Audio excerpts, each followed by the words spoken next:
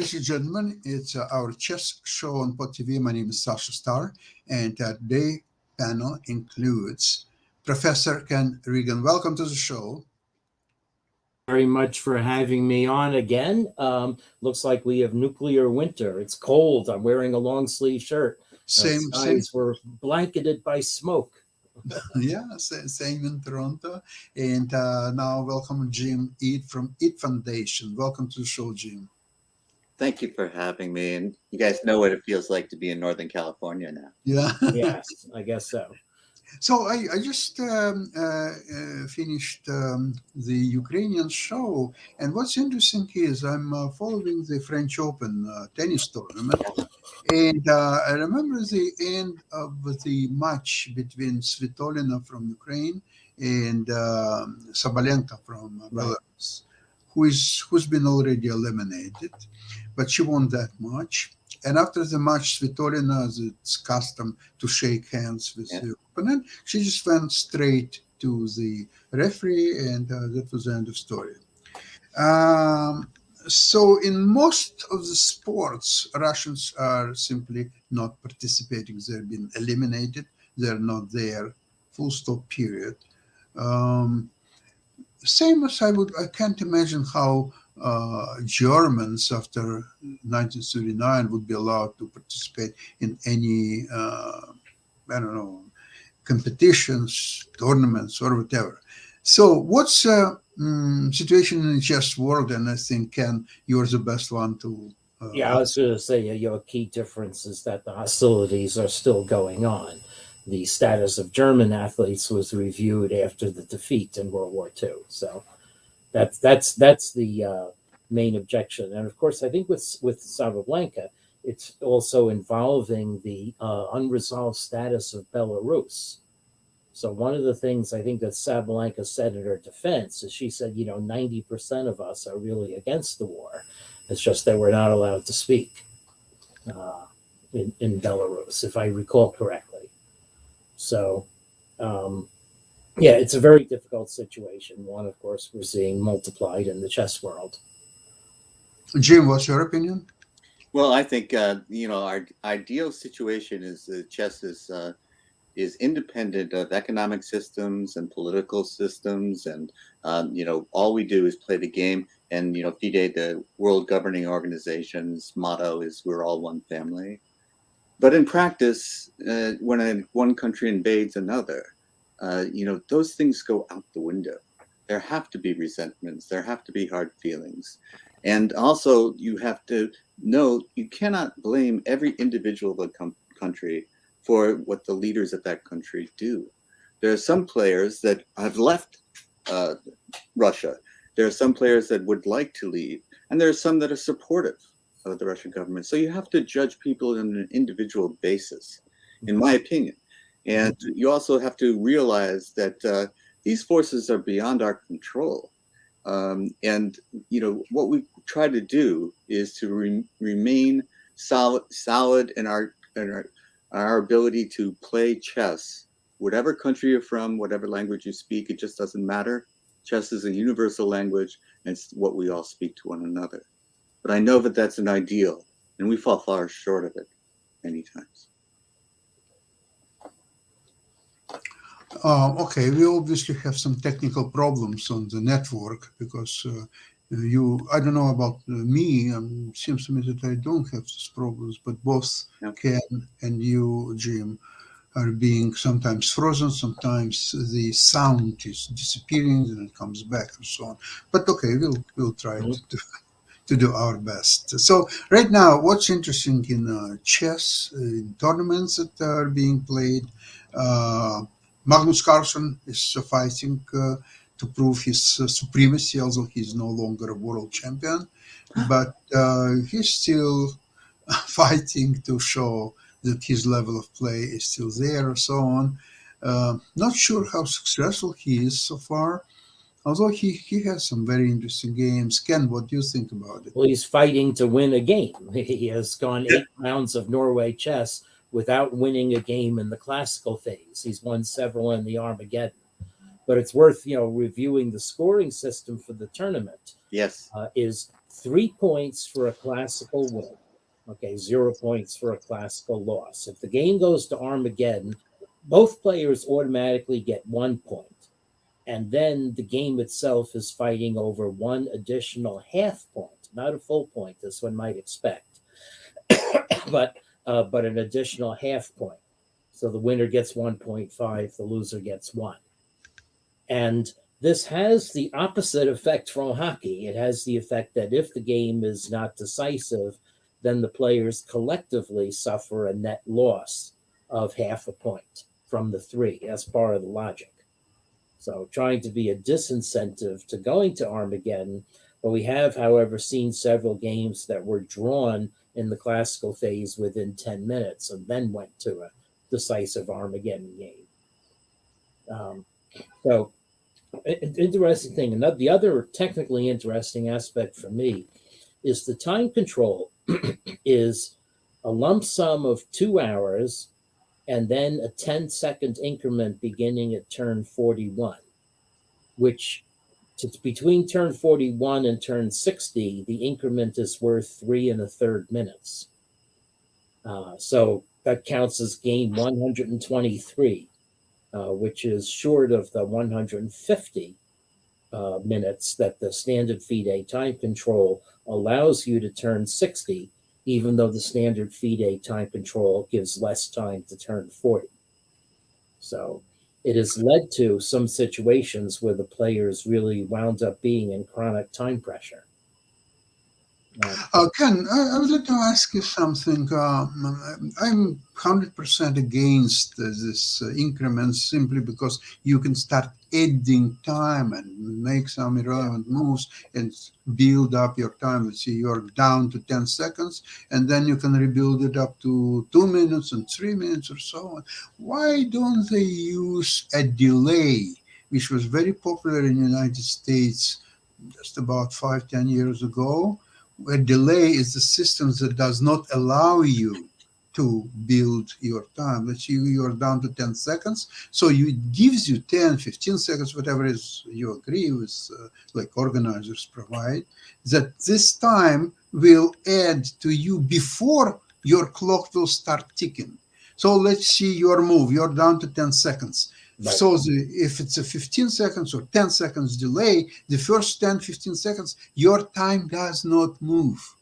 And only then, after delay is done, then your time running. Jim, what do you have pros and cons against delay control? Well, I particularly don't care. I just want everyone to play by the rules. And I find that I just adapt to whatever the rules are. And I think when you're toying around with the right system, I think there's pros and cons for both approaches. I've never been a fan of the increments either, but I see that their purpose and many players and arbiters especially prefer it.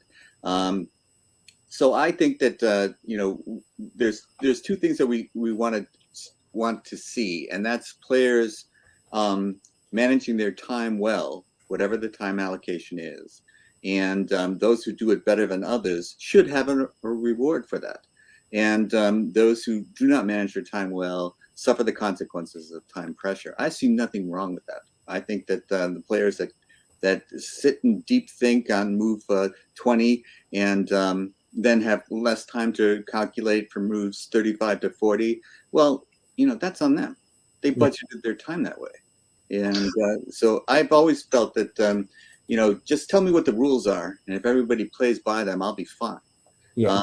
So do I understand you correctly that you are against both increments and delays? Well, I see the point of both. And, I'm fine either way. I don't have a strong feeling for or against.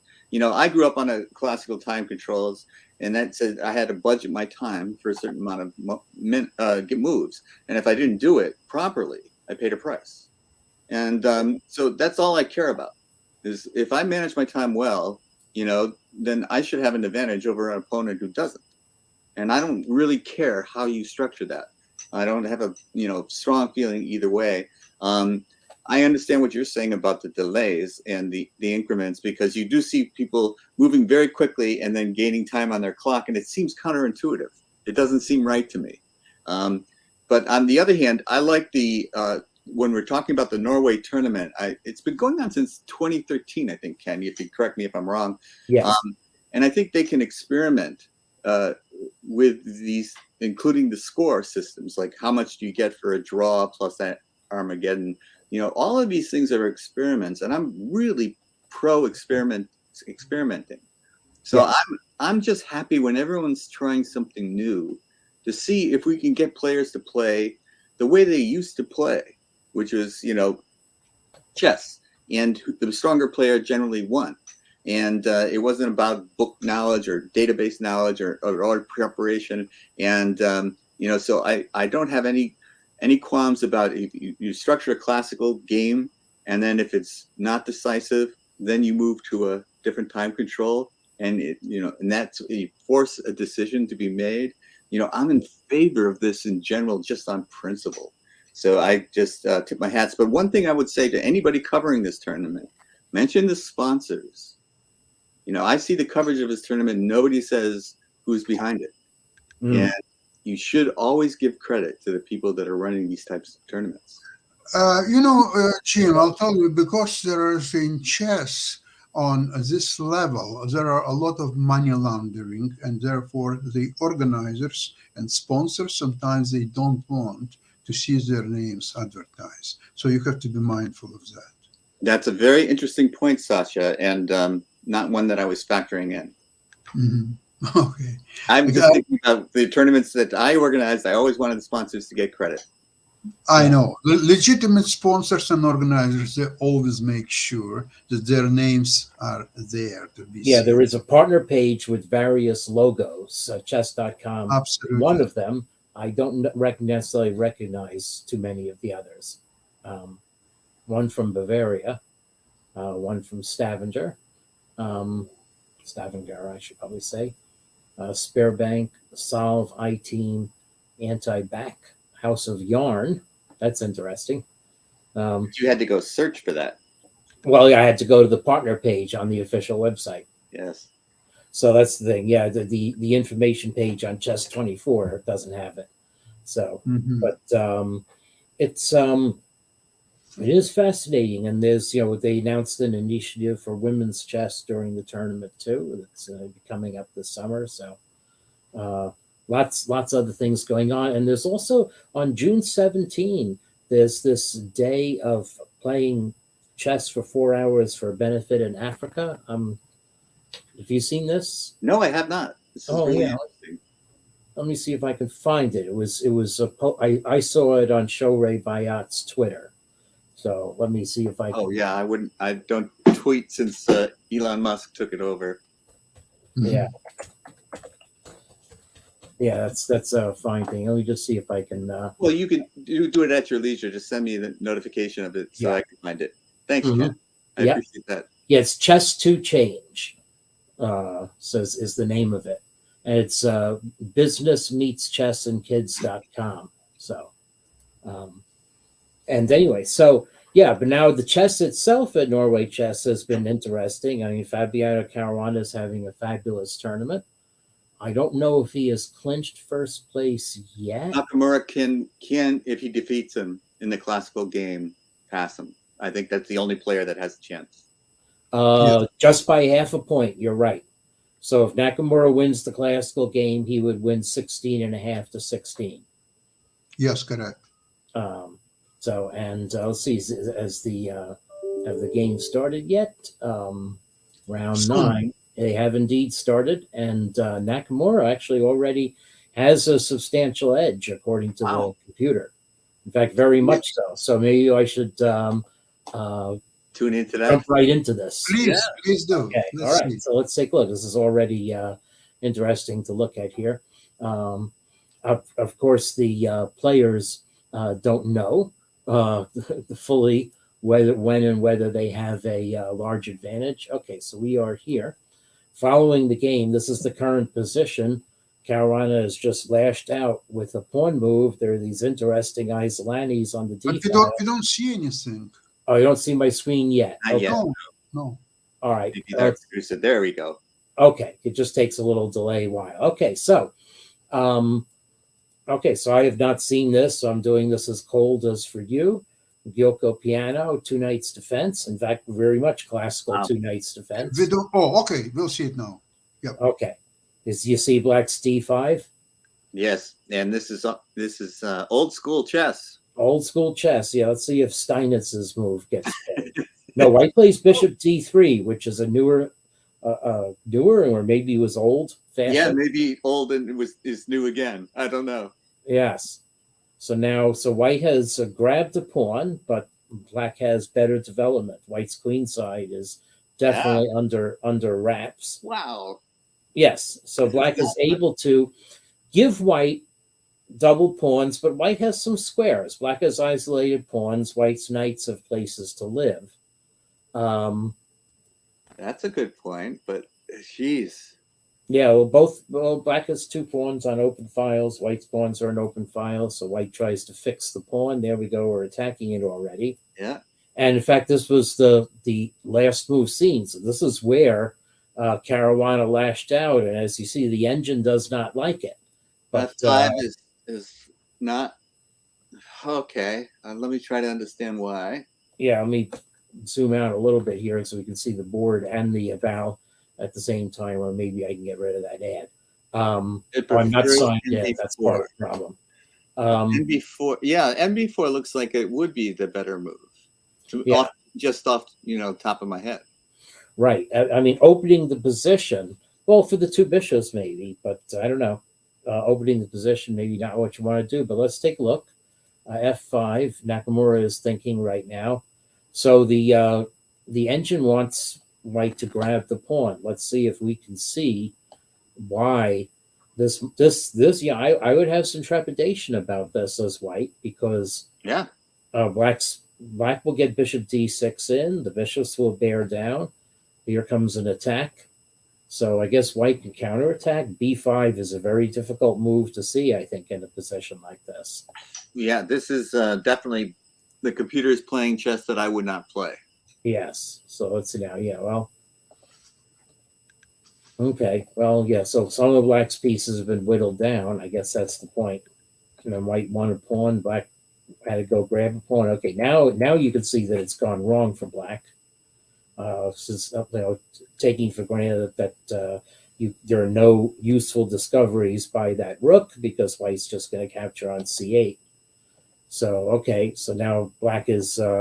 So the scary thing is that the computer regards a line like this, where White is now mauling Black, as best play for both players, as its principal variation. So this definitely means that something's gone wrong. Let's see. So there is no other move at the moment. So if White doesn't take the pawn, then White can play Knight G3, which is rather passive. You play Knight G3 and you think F5 is fine then. Yeah, I don't think White would ever play Knight C3, because that's just too supine. And it rather obviously leaves Black with a fine position. White's not attacking anything anymore. So, okay, well, we have an exciting critical moment already. So let's see. So after briefly flashing the partners page I was talking about, let me call up the other crazy game where no one knew what was happening, including the winner. And this was Fabiano Caruana's game against Abdusadarov from round 6. So I probably shouldn't show that one anyway. And I definitely shouldn't have shown that, but that's all right. It's a low complexity password. So it's actually a high complexity password, but it's one that I use as a nonce. So anyway, okay. All right. So now this is actually this ability to come back 3 points back. This is adding another kind of curveball to the how to evaluate who's doing what in this tournament, and it's very interesting to me. I really appreciate whoever the sponsor is, whoever put this together, who's ever making these decisions. I congratulate them. Yeah. advantage of my logging in is now I don't have that add between the engine evaluation. So, okay, so this is Abdesaro of white against Caruana black, and Berlin defense, but transposes into lines that were originally typical of the Giotto, except that white captures on c6, and now we're again more like classical exchange Ruy Lopez. Right. And one point of this move order is black does have to waste a tempo positioning the bishop on a better square. Now white is just going to play a very stolid form of chess, exploiting the fact that white's pawn structure is very nice. White is good squares for the knights. It's not an open game. You got rid of your white squared bishop, and your pawns are all on white squares. So yeah, this gives maximum scope to your dark squared bishop. It all looks very nice. Right. And black's bishop on d6 is certainly not a very proud piece. Right. But black can play for an attack. I've played kingside attacks on the black side of an exchange Ruy when I was a kid. And here it comes. When you were young and didn't know better? Yeah, I was young and didn't know better. I used to enjoy when someone took my knight. Because I know, okay, I'm going to get an attack here. Okay. And, the engine has been saying slight, non-significant edge for white the whole time through. Which you would expect is, this is the type of game that I don't see too much excitement coming. It's more positional, more strategic, and both sides have staked out their claims. And I was about to say the opposite. The pawn play in this position is fascinating. That's true. Yes, it's that the fact that black sees it as an advantage to play a little bit of a loose move. And white, white can exploit d5. Knight is going c3 to d5. So right. So it took, but white, however, decided to put the pawn on c3 instead. So it's very, very difficult judgment as opposed to white capturing on c5. Which I think I would have done. Yeah. Yeah, that's what I would have done. I would have captured on c5, and then if I play c4, then black's knight coming into d4 will be strong. Right. So you have the d5 square, they have the d4 square, but you have c3 still to drive that piece away. Yeah, I would prefer to play white in this. Yeah, the engine says d takes. Oh, by the way, there's something here that's really, really strange. But this happens with hash table. Let me point this out because I'm a computer scientist. It gives both the moves d takes e5, d takes e5, and d takes c5, d takes c5. The resulting positions are identical, but the computer is about giving them different evaluations. Isn't that fascinating? Yeah, there are two reasons for this. One is this is probably a multi-threaded version of Stockfish on 4 core threads, not one. And second, the reason for this effect is differences in the hash table as viewed by the different threads.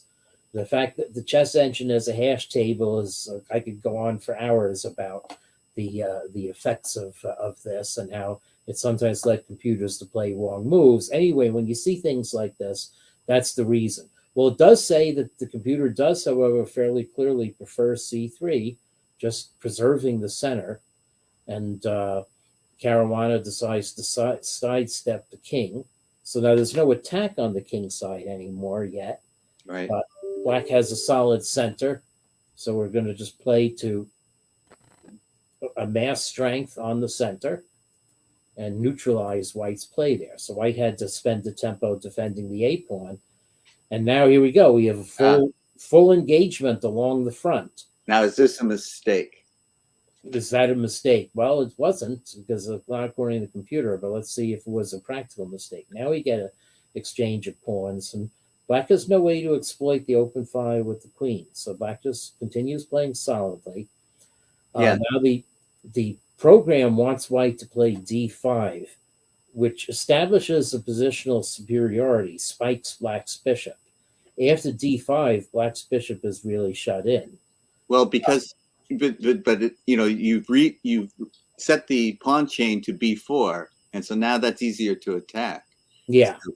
Yes. So if you get that pawn chain on the queen side, all of a sudden all the endings are one. So this to me, the b4 move, although it freed the rook from the doing guard duty on a1, it was to me it was definitely a decisive move and may have changed the evaluation. Yeah, committal move. Yeah. Committal move. Thank you. Yeah. So white decides to reserve options. So this is, it's funny. I mean, according to the engine, this is more than a full pawn blunder. So if you use the 1.00 threshold for declaring something a blunder, 1.28 to 0.27, but there's no way we would call this a blunder. This is just playing positional maneuvering chess. Correct. And black fills in and attacks b4. Maybe the point was you wanted to make a move that didn't allow this option.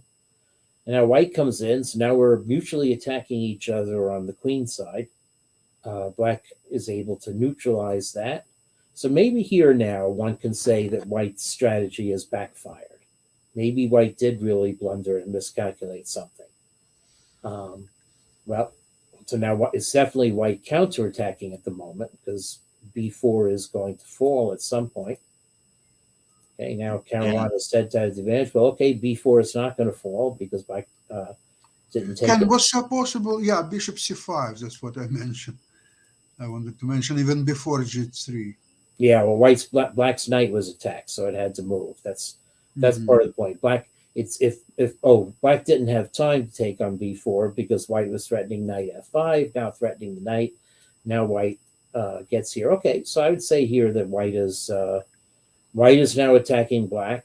Black is now attacking white. White is now attacking black. I don't mind displaying ignorance of what's going on in this position because Fabiano Caruana played the game, professed the same. He said, I didn't know what was happening in this game. The computer just says 0.00 to everything. That's another story, but it has no relation to the dynamic happenings of this position. Okay. So now, is it black attacking white? Is it white attacking black? Who knows? Nice defensive move by the king. Now the computer is saying black has gained the upper hand. And I'd have to say white's pieces are fairly disjointed.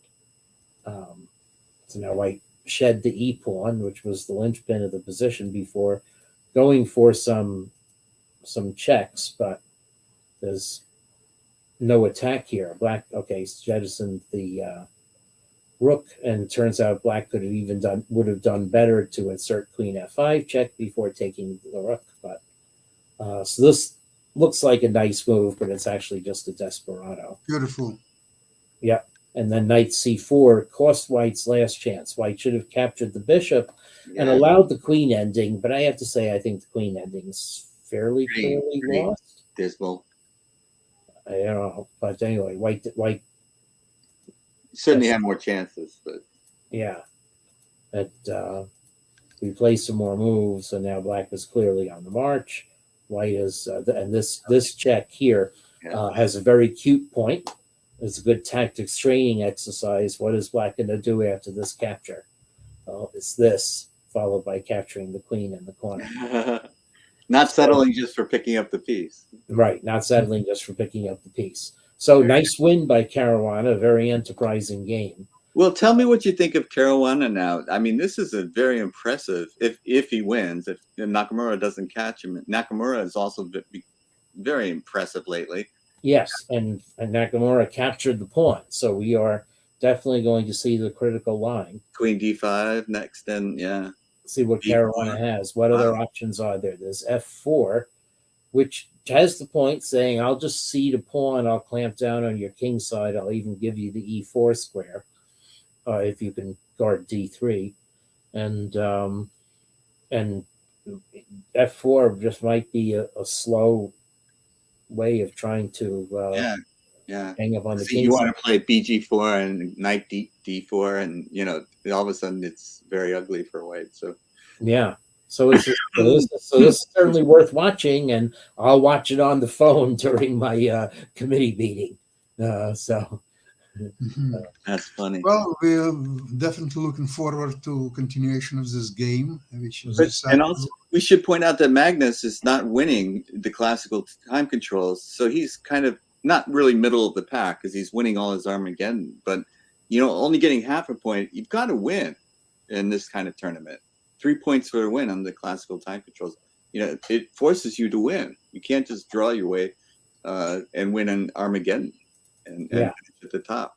It does. Yes, he's playing a Petrov that was very symmetrical after 6 moves, and then Black allowed a trade of knight for bishop, and Black opened up the center to get an endgame, where I guess the endgame is fine for Black, but it's the type of position that Carlsen is famous for grinding away in. So we'll see. But Yeah. But what do you think of Carlsen's strategy here? Seeming not to he's won this tournament many times. Yeah. So what's going on now that he's not winning in the classical time controls? Yeah, I don't know. I have to look for it. I Are mean, we catching up to him the rest of the field? he's played I have some private data. He's played enterprisingly. He just hasn't played super accurately, I guess. There are two components: enterprise and accuracy. Right. On enterprise, he's been fine, but he's maybe just made a few mistakes. And also, don't forget the factor that while he's no longer the chess champion of the world, his opponents probably not scared of him as it used to be before a few years ago. I think they understand that he has his weaknesses. He cannot play stunning, brilliant chess every day, every game. So That's a good point. sometimes he will be playing less than his capacity, and that's their chance. So they're just waiting for their There chance. was a feeling of invincibility there for a while. So yeah, that might be a really good point. Yeah. Well, okay, gentlemen, thank you so much for Thank you. today's Yep. program. Okay. And looking forward to see you next Saturday. And then we will obviously have the news from this tournament, the ladies tournament, and many others. Thank you so much. Have a great Okay. week. All right. Bye-bye, everybody. Bye bye. Bye bye. Mhm.